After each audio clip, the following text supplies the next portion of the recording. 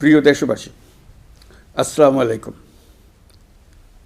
আজ আমাদের পুরো জাতি গভীর শোক ও বেদনায় নিস্তব্ধ। দেশের গণতান্ত্রিক রাজনীতির শীর্ষ নেত্রী, সাবেক প্রধানমন্ত্রী ও বিএনপি চেয়ারপারসন বেগম খালেদা জিয়া আর আমাদের মাঝে নেই। ইন্না লিল্লাহি ওয়া ইন্না ইলাইহি রাজিউন। বেগম খালেদা জিয়ার ইন্তেকালে আমরা গভীরভাবে শোকাহত ও মর্মাহত। তার মৃত্যুতে জাতি এক মহান অভিভাবককে হারিয়েছে। এই গভীর শোকের মুহূর্তে আমি তার পরিবারের সদস্যবৃন্দ, রাজনৈতিক সহকর্মী এবং অগণিত কর্মী সমর্থকদের প্রতি সমগ্র জাতির পক্ষ থেকে আন্তরিক সমবেদনা জানাচ্ছি।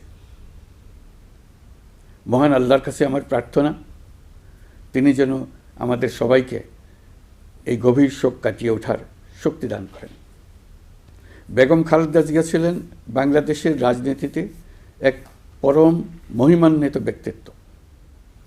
গণতন্ত্র, বহুদলীয় রাজনৈতিক সংস্কৃতি এবং জনগণের অধিকার প্রতিষ্ঠার সংগ্রামে তার অসামান্য ভূমিকা ইতিহাসে অম্লান হয়ে থাকবে।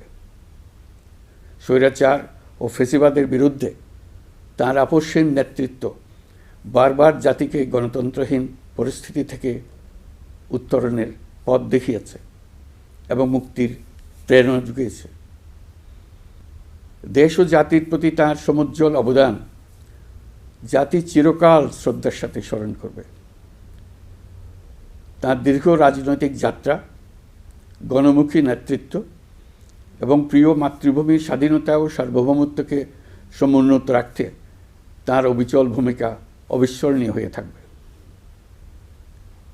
এমন একজন মহান দূরদর্শী ও নিখাদ দেশপ্রেমিক নেত্রীর শূন্যতা পূরণ হবার নয়।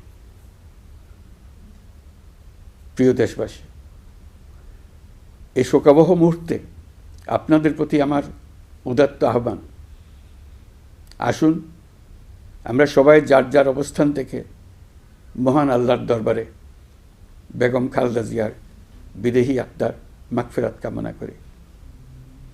একই সঙ্গে জাতির এই কঠিন সময়ে আমরা যেন ঐক্যবদ্ধ থাকি।